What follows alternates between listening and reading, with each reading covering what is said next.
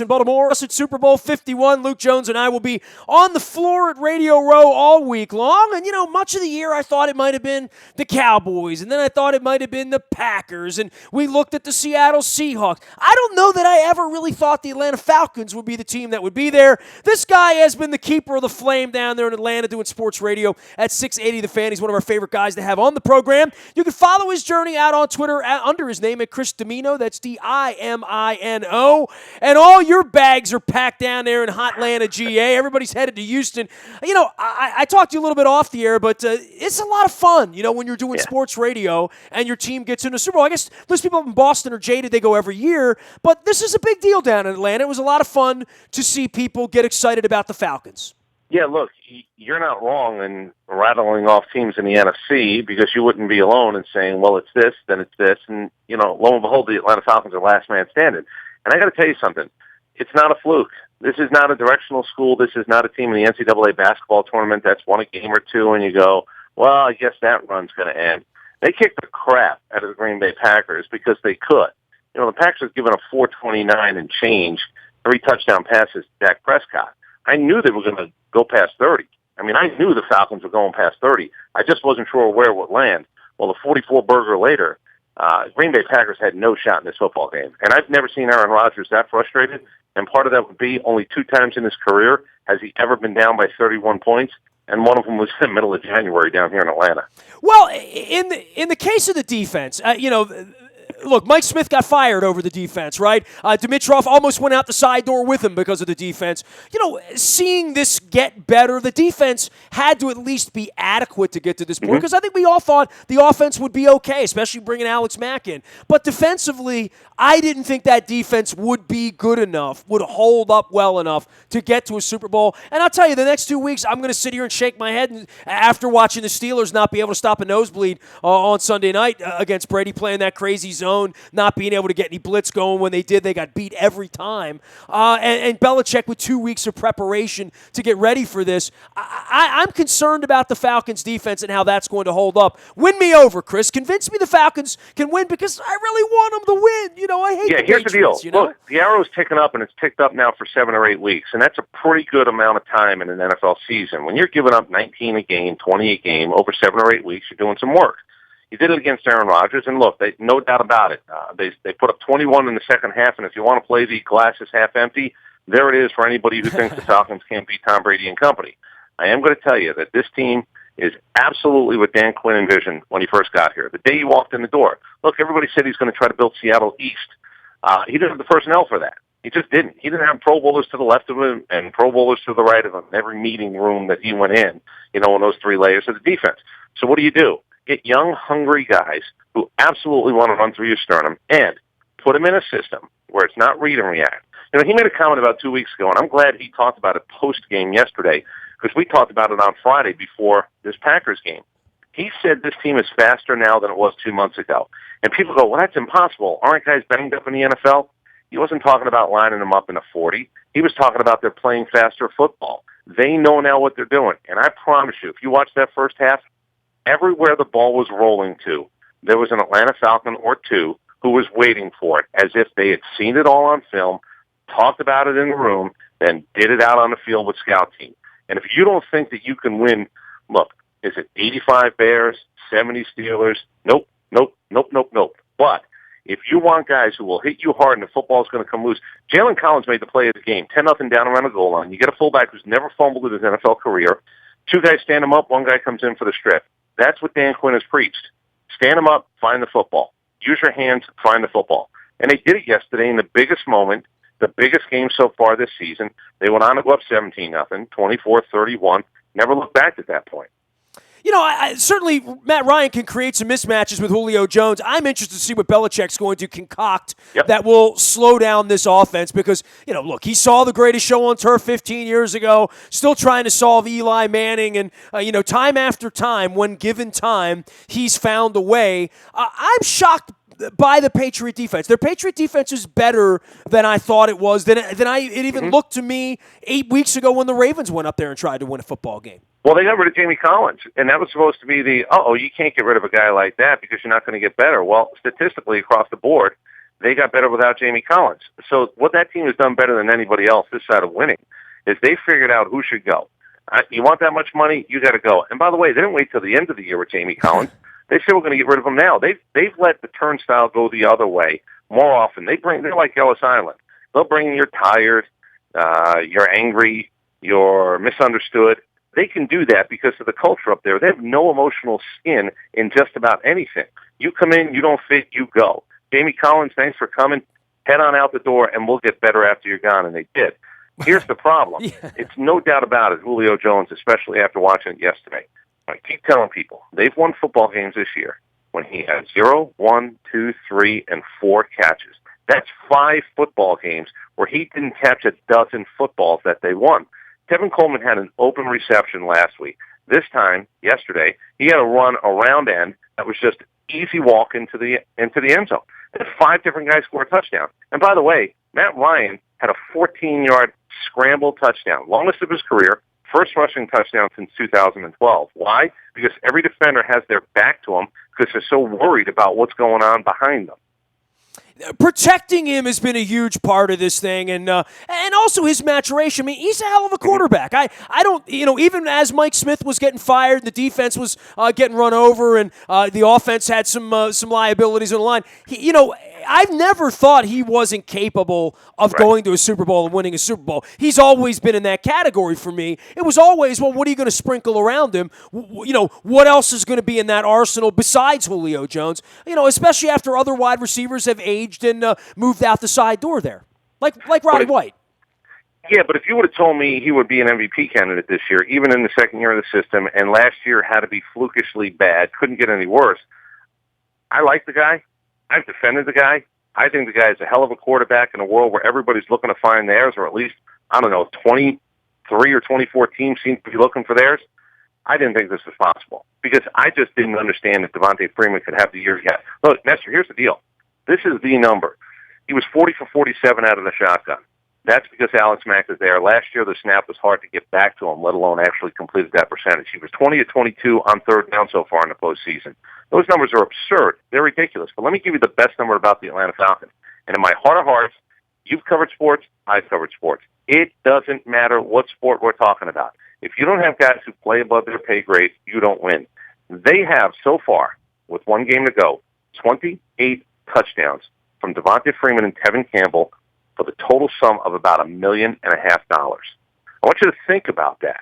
$1.5 million, they found 28 touchdowns with a game to go.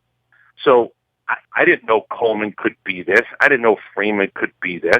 I knew Mack was going to be good, but I didn't know he'd anchor everything up front.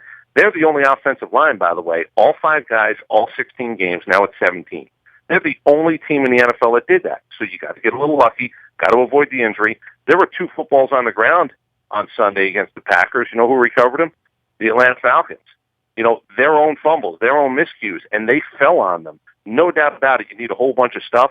But if you would have told me Matt Ryan's going to throw for 5,000, only throw 7 picks, and, oh, yeah, by the way, be the MVP of this league, I would have said that's too heady. Can't happen, or it won't happen. I shouldn't say it can't. It won't, but it did. Chris Dimino does sports radio in Atlanta, GA, at 680 The Fan down there. You can follow his journey at Chris Dimino out on Twitter as well. Do you expect them to win? I mean, are you getting on a plane and going down and you think they're going to win? So here's what I expect. It's funny because that's the most interesting way that I've heard it put between last night and today. Here's what I believe. They're going to score 4 touchdowns. Now, I'm not telling you that's enough. They're going to score 4 touchdowns. In my heart of hearts, getting off the bus for the last 3 or 4 weeks, and I don't care who you lined up, and I understand what New England has done this year. It's 2.5 or 3 points better than Denver's defense last year, but it's not talked about that way, probably because of the level of competition. But I honestly believe getting off the bus put 4 touchdowns up on the board. That's a ridiculous statement in any postseason game, let alone 3 postseason games in a row. But that's exactly how I felt against Seattle. It's how I felt against Green Bay. And it's how I feel against New England. They're going to throw 28 points on the floor. Again, don't know if it's going to be enough, but I think you're going to go from there to figure out if it is. Well, the Patriots were impressive now, and I don't think this is the best version of the Patriots. I thought with the loss of Collins, with the loss of Gronkowski, you mentioned Collins, they sent him to Cleveland because Siberia is not in the league yet, right? I mean, literally, and I don't think that any other organization could get rid of their best defensive player in the middle of the year and then lose their best offensive threat on the field and find a way to navigate through this. That really speaks to the greatness of Belichick and Brady. Well, look, here's the deal. When you go into 7 Super Bowls, when you're actually winning 25 playoff games, Bill Belichick is lapping the field. Tom Brady has an ability and a want, because he keeps saying how long he's going to play, to lap the field in every category. I'm going to tell you something. Dan Shaughnessy just wrote a column, and we have him on here in Atlanta, because as we like to say, when you're an Italian from the Northeast, and I think probably all the way down to Baltimore, I think the idea of someone making the list is really universally understood. Shaughnessy wrote a column saying, what a pity it's got to be New England against the Atlanta Falcons, because Atlanta brings no sexiness. He goes on to say, what if Larry would have won his titles against the Houston Rockets instead of the Lakers? And it's one of those shots. Now, that's fine. Michael Wilbon, Tony Kornheiser did it on Matt Ryan. They had them on. They try to explain themselves. I ain't taking it personal, but there is a tinge of personal in all of this. Wait till the game is done. You want to write that column, wait till the game is done. I know that you have pedigree and resume coming in. I know that every index, 538.com, some FPI is going to tell you New England is favored to win the game. That's fair. That's fine. They've been there, done that. But the idea that this is sort of a flukish thing and you're not going to be satisfied beating the number 1 offense this year, the number 7 offense all time. And by the way, if this was the NCAA tournament, Matt Ryan is the MVP so far of January on top of everything else. You better take your get ready pill if you're sitting up there in New England going, it's only the Falcons, because I promise you, it ain't your uncle's Falcons, it ain't your brother's Falcons, it's not your granddaddy's Falcons. This team has nothing to do with anything crappy that might have happened to that team or this city in the past. Boy, the starts they get off to offensively to come out. I mean, that's going to make this exciting. There's going to be a national anthem, and the smoke's going to be out, and I'm going to be sitting there. You're going to be sitting there. We're going to be watching, and the first time the Falcons get the ball, what happens? Well, is Bill Belichick, is that defense ready to get them off the field quickly? Because they really turn these games into a track meet early. Yeah. So here's what's crazy. We were talking about it with Aaron Rodgers, hottest quarterback in the world, who was frustrated. On Sunday, he was frustrated. He got sacked a couple of. Look, a guy named Rashid Hageman, who actually had the equivalent of DNP's coaches' decisions strewn throughout his early career in the NFL. Tyler Jackson, who nobody really had heard of, or certainly wasn't considered to be able to do anything, he actually comes up with a sack. So there are things going on, but everybody was asking. Dan Quinn has deferred all year. Would you defer and put Aaron Rodgers on the field first, especially after the 8.5-minute drive to Seattle? Well, we don't find out because it goes the other way. The Falcons get the football first, and for the 8th straight game, they score a touchdown, not a field goal, a touchdown on their opening drive. That's an NFL record that was, 6 was a record, 7 was a record, 8 is a record. The last 3 have been in postseason games when the competition is supposed to be better. So here's what I'll tell you. You're right. If you plan on getting your ass a little bit too comfortable in the seat, but you take your time doing it, you might actually miss something. And I'm kind of curious with Belichick, what's going to happen if? Now, look, that streak, it could end. First time they're on the field, New England's defense could bow up. But what if it doesn't? What if everybody realized this is going to be the long day type thing? Everybody here was worried, and rightfully so. Don't let Aaron Rodgers have the ball in his hand with, less than 1 score down. Well, you took care of that because it was 3 scores. I don't care if you had the football the last 2.5 times. They weren't going to catch up and win because the Mets said it was impossible. I'm so looking forward to the matchup. Unlike Shaughnessy, I'm actually believing that while America might not want it, we'll certainly take the people all around the country that have no interest in watching New England win again. Oh, hey, listen, everybody here, I mean, I'm trying to figure out whether I'm going to wear the Barkowski throwback or the Tommy Nobis, right? I mean, literally, that's where I don't wear Michael Vick because, I'm not into the dog beating thing, and I was never a primetime guy anyway, but, I'd wear a William Andrews throwback. I'd work that out, and I am all in for Falcons. So trust me, we're all Falcons fans here. We've we've actually installed brand new shock absorbers for the wagon because it was funny. That was the other thing that you found out after that game. How many people just said, "Hey, you know what? I'm rooting for New England. You know what? Now that it is New England, I'm rooting for Atlanta." In other words, they were rooting for New England to actually get here because they're not everybody's cup of tea. I don't downgrade what they've done. That city has had a ridiculous run. If I never see another duck boat, though, in a parade, I'd be really happy, especially after this one. I think a lot of people have said, you've had enough. It doesn't mean you're disrespectful of the accomplishment. I just think that there's enough. Spygate, Deflategate, whether you buy into it or not, there's something to be said. Well, they did have an active player murder a couple of people and, place himself at the scene of the crime, too. Yeah. So, that's another reason to not like the Patriots in my mind. But it's the great, you're either with them or against them, and that's fine. Look, what's the reason that sports works? What's the reason that most movies work? There's a black hat and a white hat, and then you get to pick and choose. I joke all the time, what makes us different than the animals is not just opposable thumbs. It's our rooting interest. We actually pick sides. You go down to the river, that animal doesn't care which gazelle he eats. He's just looking for the one that he can get. We as sports fans actually say, I either like those guys or I dislike those guys enough to root against them. That's what makes this, even Super Bowl's hype and its commercials and everything else. But there is something to be said of having to pick a side before you sit down to watch that game or any other big event. And that's what I think makes this sort of universally great across the board. Well, there's good and there's evil. I've decided to go with good, so I'm going to be a Falcons fan next week. So, bring me something in a nice shade of red with a little black. I would take all black. I'll go back for some Glanville and get a little of that. Maybe a little Billy White Shoes Johnson as well. Dude, it's always great having you on. Rest up. It's going to be a long week. I'm one of those guys that knows what those Super Bowl weeks are like, so I know how busy you guys are going to be. We'll be on the floor there having some fun next week, looking for some Tex-Mex and rooting real hard for the Falcons. Trust me, Chris. All right, Nestor, listen, I really appreciate it. Thanks very much. I'm glad the Falcons cause is out there for the people who want to jump on. Plenty of room on the bandwagon. Absolutely, man. We'll see you next week. Thanks for coming on. Okay.